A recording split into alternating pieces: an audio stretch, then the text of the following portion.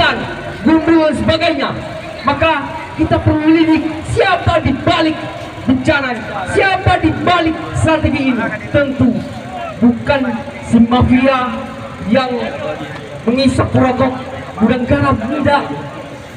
Itu khusus mafia yang ada di dalam dunia pemerintahan. Kenapa pertanyaannya hari ini Aceh hampir sebulan dilanda dengan musibah, tetapi kehadiran negara tidak ada, sangat minim. Kenapa? Karena ada aset negara, karena ada aset pemangku negara yang perlu dilindungi. Teman-teman, perlu kita lihat bahwasanya beberapa tahun kemudian ada perusahaan kapital yang kemudian hadir ke Aceh untuk mengeksploitasi migas, kemudian berganti lagi, kemudian hari ini hadir namanya Mubadala Blok Andaman. Ketika bencana ini tidak ditetapkan sebagai bencana nasional, maka terjadilah huru-hara di Aceh.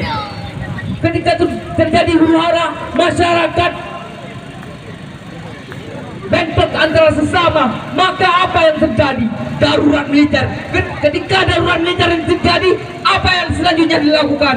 Negara Aceh diambil alih dengan sistem darurat militer. Ketika sistem darurat militer itu terjadi, maka hasil Aceh akan dieksploitasi dengan secara bebas. Itu yang perlu kita garis bawahi, teman-teman. Makanya kita jangan tertipu.